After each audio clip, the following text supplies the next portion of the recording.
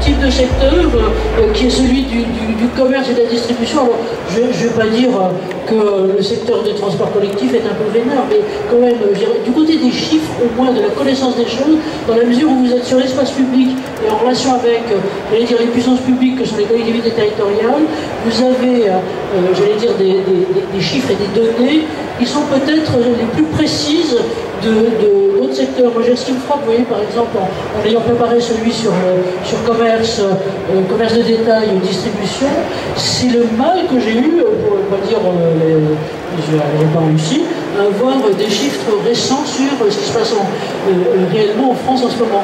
Alors que c'est une grosse différence que vous allez voir par rapport, et on passera tout à l'heure, à ce qui se passe globalement ailleurs. Là, je vous ai mis encore une fois quelques chiffres, je veux dire que je suis tombé absolument par terre en regardant ce qui se passe par exemple au Royaume-Uni, et où là, entre avril 2020 et mars 2021, c'est extrêmement précis, le truc, regardez, a été multiplié par 3. C'est-à-dire que dans le commerce, on est passé de 405 événements par jour à plus de 1300 par jour. Et là, encore une fois, avec des agressions. Et là, ce qui est aussi pour moi significatif, c'est qu'ils ont mis en place, au niveau de ce qui est un peu l'équivalent de la Fédération de la distribution, un outil d'observatoire extrêmement précis, parce qu'il en existait. Donc voilà ce qui suit.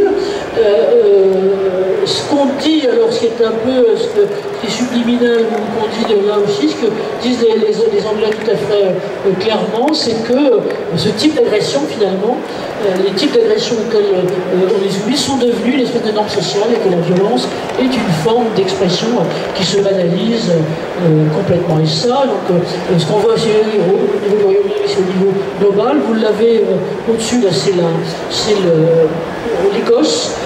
Et quand on regarde aux États-Unis, alors là aussi ce qui était intéressant, c'est que vous avez aussi des campagnes nationales, et qui sont faites, à la fois nationales et fédérales, qui sont faites par les professionnels des secteurs eux-mêmes, pour dire certes le client a tous les droits, mais voilà, on a vu là-dessus. L'autre chose aussi, et là c'est vraiment tout à fait intéressant, c'est qu'ils sont en train, bon, je veux bien qu'il y ait les échéances politiques et autres, mais de mettre en place à la fois un système législatif et d'application à la fois de la police et de la justice, pour qu'il y ait un véritable suivi sur l'ensemble. Bon. Et j'ai pris alors exprès, j'ai pas voulu prendre ce qu'étaient des exemples sur Boulanger, mais j'ai pris au hasard, je suis tombé sur le premier, c'est des Carrefour. Pardon, c'est une autre enseigne, je suis désolé, c'est elle qui prend, mais voilà. Pour donner des exemples, parce que c'est vraiment des exemples de voilà ce qui peut se passer. Bon, là, c'est pas en France, c'est un truc, c'est Carrefour, mais c'est en Italie, et c'est un gus qui rentre et qui descend, qui poignarde un certain nombre de clients, et j'allais dire, pardon de dire que la chose se complexifie du fait que c'était non pas un salarié de Carrefour, mais un intervenant dans le Carrefour. C'était il y a globalement quelques jours. Bon.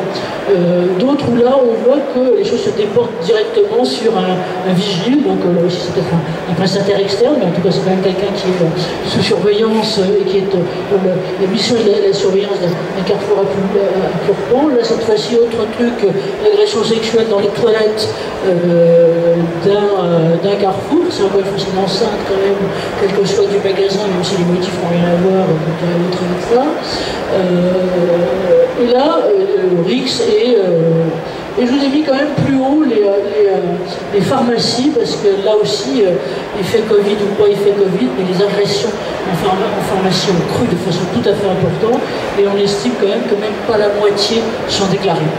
Donc ça c'est aussi une autre question. Et puis, j'allais dire là, ça c'est la violence ordinaire, un jour raciste envers une employée de Carrefour, ou une cliente qui s'impatiente à une caisse, se met à insulter une pauvre fille.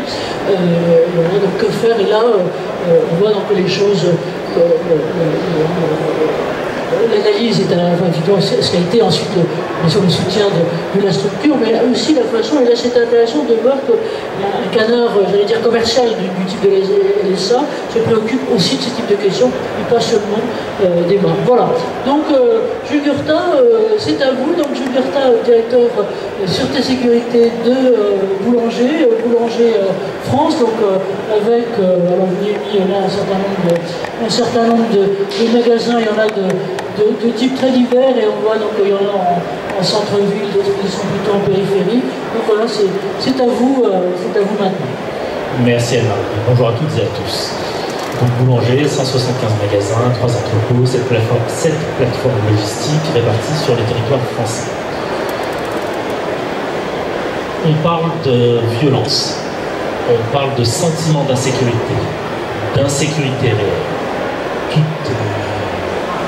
la difficulté de mon métier, c'est de nommer convenablement les choses pour accompagner au mieux les équipes sur le terrain. Si je vous dis, est-ce qu'il y a plus ou moins de braquage, est-ce qu'il y a eu plus ou moins de braquage, de vol à main armée en 2021 par rapport à 2020? Quelle serait votre réponse?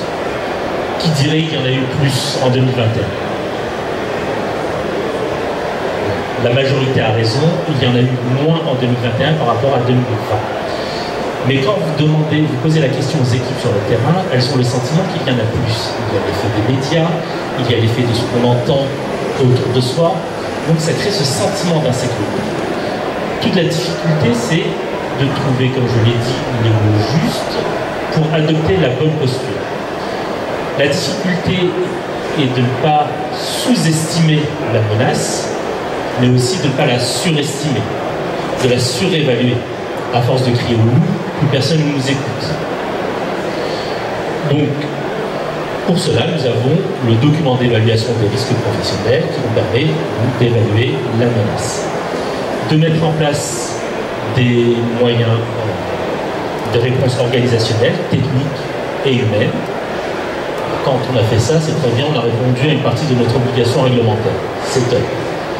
Mais il faut aussi mesurer tout ce que l'on a mis en place sur le terrain, être à l'écoute de ce qui se passe sur le terrain, avoir des capteurs. Quand on parle d'insécurité, on avait déployé dès mon arrivée en 2011 chez Boulanger, on a développé une sensibilisation à la gestion du vol à main.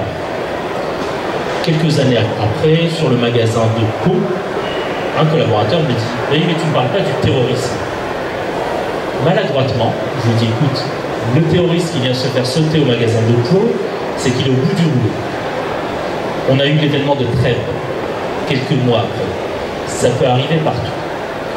Donc on a fait évoluer le module en sensibilisation à la gestion du vol à main armée et lutte contre les intrusions violentes, pour ne pas se focaliser que sur le terrorisme.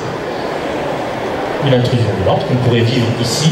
Anne-Marie l'a expliqué, c'est arrivé chez Carrefour en Italie. Une personne qui rentre avec un couteau, on ne sait pas ce qu'elle veut. Est-ce que c'est un déséquilibré? Est-ce qu'il a une revendication?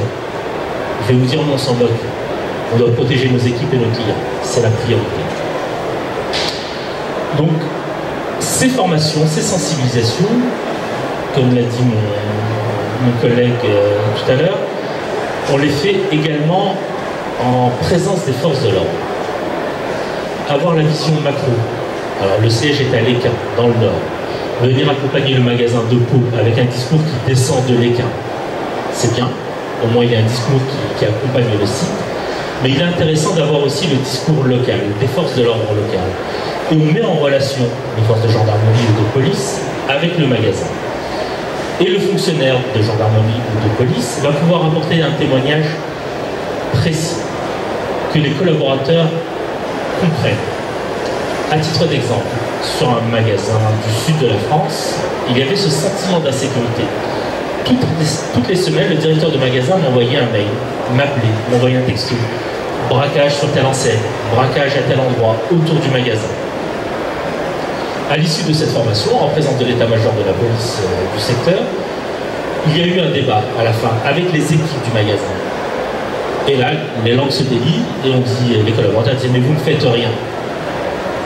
Et là, le fonctionnaire a joué son rôle en communiquant auprès des équipes. Vous pensez que nous n'avons rien fait, mais ce braquage a été résolu 500 mètres plus loin. L'affaire de tel braquage que vous citez a été résolue quelques semaines par la suite. Et ça permet de rassurer les équipes. On évalue, on met en place des équipements, on mesure et on est au plus proche du terrain. Voilà ce que je peux dire de façon très synthétique, l'accompagnement des équipes Boulanger. Alors, effectivement, pour compléter peut-être et enrichir le débat, c'est que la menace peut venir de partout. C'est la difficulté de nos établissements. Ils sont ouverts au public. Ça peut partir d'un simple mécontentement d'un client, et on l'a vécu en région parisienne, dans l'enseigne Bouygues Télécom, où un client mécontent revient, tue un jeune homme pour une histoire de facture. C'est complètement aberrant. Ça traumatise les équipes pour longtemps. Merci Jules Gursel. Ce que vous dites, c'est que les impacts et les incidences sont non seulement, je dirais, sur la personne et son environnement proche qui a subi ça, mais sur globalement l'ensemble des équipes, en créant ce fameux sentiment d'insécurité qui donne pas envie de travailler, de continuer. Un mot là-dessus, et puis on va regarder ensuite un écho sur justement sur cette sensibilisation, j'allais dire, par capillarité, si on peut dire, parce que la difficulté, c'est que l'insécurité, la violence dissémine et contamine naturellement, et comment vous contrecarrez, vous essayez de vous prévenir pour contrecarrer ça, et continuer à maintenir l'adhésion des équipes, parce que c'est finalement aussi ça. Nous devons être présents sur le terrain, accompagner convenablement les équipes, en étant transparents sur ce qui se passe. Récemment, le magasin de Limoges était en panique parce qu'il y avait une série de braquages autour du magasin, sur la ville de Limoges, plus précisément. On a pris contact avec les forces de police qui nous ont expliqué le mode opératoire et le profil de l'individu qui ne risquait pas de venir cibler notre enseigne. Mais il a fallu rassurer les équipes. Si malgré tout ce que l'on met en place, et ça permettra de faire une transition, tout ce que l'on met en place, l'événement survient, nous accompagnons les équipes. L'accompagnement psychologique est important. La direction sécurité sûreté, quand elle descend suite à un événement, on est souvent maladroit. Parce qu'on repose les mêmes questions que posaient les forces de police. Ils étaient combien? Qu'est-ce que vous avez fait? Comment est-ce que vous avez réagi? Où est-ce qu'ils sont allés? On re-questionne très maladroitement les équipes et ça peut un peu agacer. L'accompagnement psychologique est important. Parce que là, le psy va pouvoir peut-être colmater une brèche qui est en train de se créer. À titre d'exemple, pour cela, on a un livreur il y a des années qui a subi une agression lors d'une livraison. J'avais pris cet exemple il y a quelques temps. Très bien, il gère l'événement, il se prend un coup, il a une arme qui est pointée sur lui. L'un des individus dit à son collègue « descends-le, descends-le ». Et ils partent en riant, ça se passe bien, le livreur nous alerte, on descend, on discute avec lui, prend la cellule psy, non, j'en ai vu d'autres, pas de souci. Le lendemain, il appelle en larmes, il dit je prends la cellule psy, à table, le soir, il parle de l'événement avec sa femme et ses enfants, et son fils éclate en sanglots en disant si ça se trouve papa, il serait plus là aujourd'hui. Donc ça va l'aider, lui, mais ça va aider aussi ses proches à gérer l'événement. Merci de cet exemple, parce que ça montre bien effectivement que les impacts sont aussi à terme, mais aussi en ondes concentriques. Alors,